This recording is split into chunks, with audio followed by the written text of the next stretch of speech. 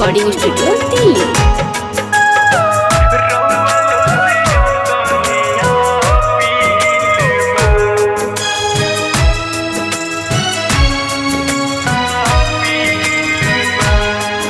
आचर्यापन फैलाई बनी भीख मंगत ये भाई। आचर्यापन फैलाई बनी भीख मंगत ये भाई। देखो तानी कतना बड़का लोगवन के दिल बा। देखो तानी कितना बड़का लोगवन के दिल बा। आई जल्दी से बचाली हमारा बबुआ यांस के रौआलो से तनिया पील बा।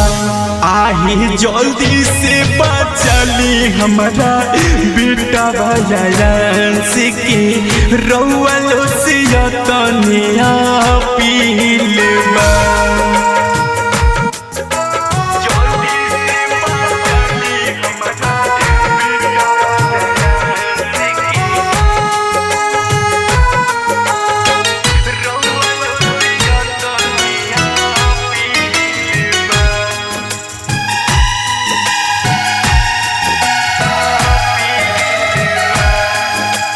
माई कैसे जी अपना बेटा के छोड़ के। बड़ा कठिन बाटे सुइया 16 करोड़ के।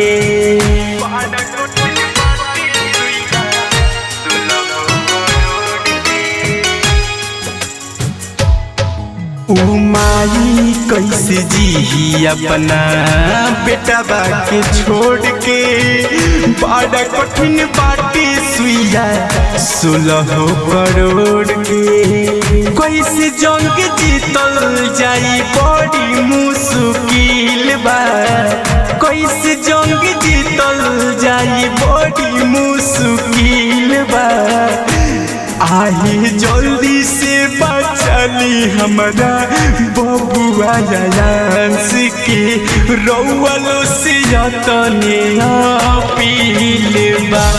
ए जी जल्दी से बचाली हमारा बेटा यांस के रौआलो से तनिया पील बा।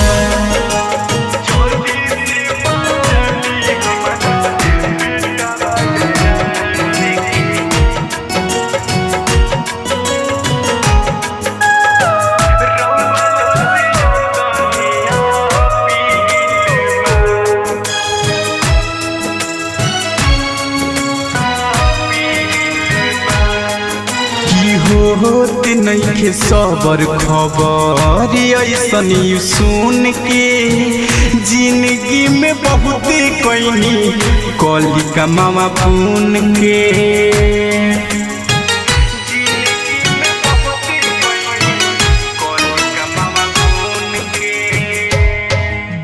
होत नइखे सबर खबर ऐसन सुन के। जिंदगी में बहुत कईनी कली कमावा पुन के। रिपु दुलार कृष्ण कहत तिल तिल बा। रिपु की देखो कहत तिल तिल बा।